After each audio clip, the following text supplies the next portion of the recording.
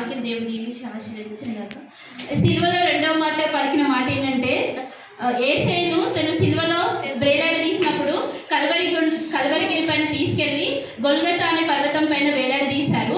అక్కడ ఏం జరిగిందంటే ఆ ఇద్దరి మధ్యలో ఇద్దరు దొంగలు కూడా ఉన్నారు. కుడివైపున ఒక ప్రక్కన ఒక దొంగ, ఎడమ వైపున ఒక దొంగ, ఇద్దరు ఉన్నారు.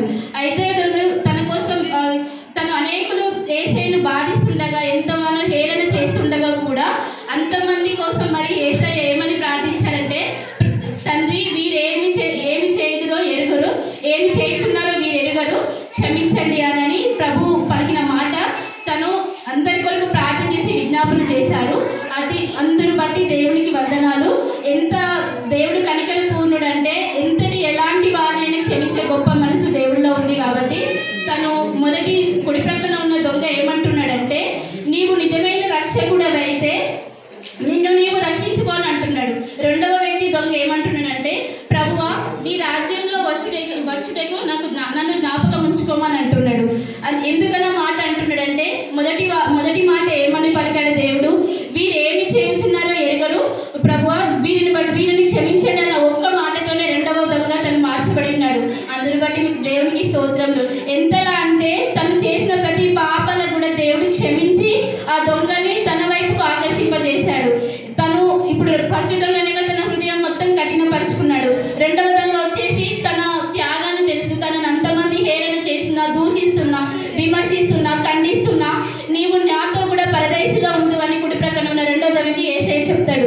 ఆ ఒక్క మాటతోను తను ప్రభు వైపు ఆకర్షిస్తాడు. ఇంకా అనేకులు దేవుని కొరకు ఎంతలా హేళన, అనేకులు దేవుని చంపేయండి కొరడాలతో కొట్టుతుండగా కూడా ప్రభు వారందరి కొరకు వారి పక్షాన ఉంటూ వారి స్థానంలో నిలుస్తూ వారి కొరకు ప్రత్యేక విజ్ఞాపన చేస్తూ వారి కొరకు ప్రార్థించాడు. ఆ ఒక్క మాట వల్లనే ఇంతటి గొప్ప దేవుడు ఈయన మామూలు మనిషి కాదని రెండవ దొంగ తనని గుర్తించాడు. మొదటి దొంగ మాత్రం తనని గుర్తించలేకపోయాడు.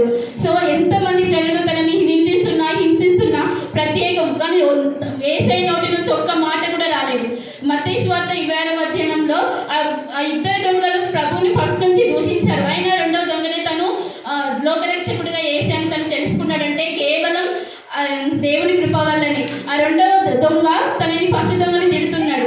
మనము ఈ శిక్షకు పాత్రలం అవుతాము, కానీ ప్రభు ఏ మాత్రం పాత్రుడు కాదు, అందులో ప్రభువులో ఏ మాత్రం కూడా నేరం లేదు అని ప్రభు తనతో చెప్పి మొదటి దొంగతో ఖండిస్తూ మాట్లాడుతుండగా మొదటి దొంగ మాత్రం మారడం లేదు.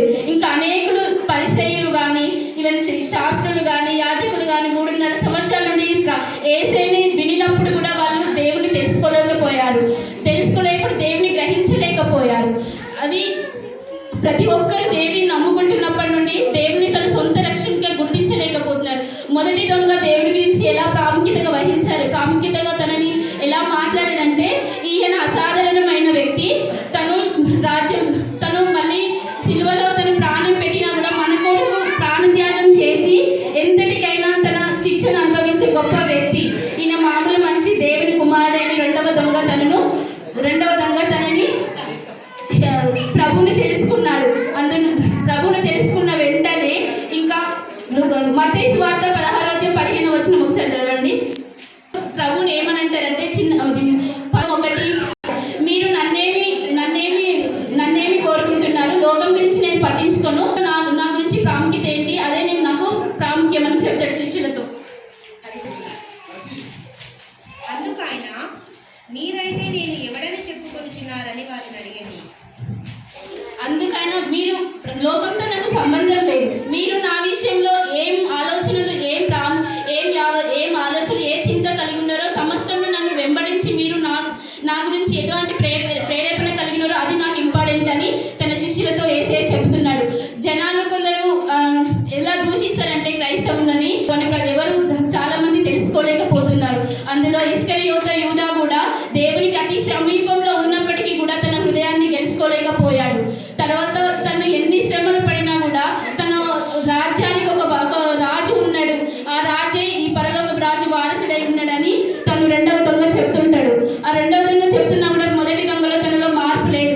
ఎందుకంటే మొదటి దొంగ మారటకు కారణం సిలువలో పలికిన మొదటి మాటనే దీనికి అసలైన కారణం.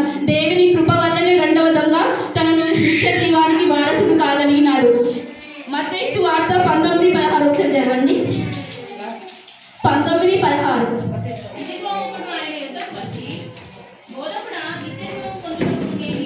ఒక ధనవంతుడు తన దగ్గరికి వచ్చినప్పుడు, ప్రభువా నేను నిత్య జీవానికి వారసుడు కావాలంటే ఏం చేయాలని అతను అడిగినప్పుడు, ఆ ధనవంతుడు ప్రభు ఏమని చెప్తాడంటే, నీ ఆస్తినంతా అమ్మి బీద ప్రజలకి పంచమంటాడు. అతను వేసిన పరుడు కాబట్టి తిరిగి వెళ్ళిపోయాడు. ఎందుకంటే ధనానికి అత్యాశకు లోబడిన వ్యక్తి కాబట్టి అతని నుంచి వెళ్ళిపోయాడు.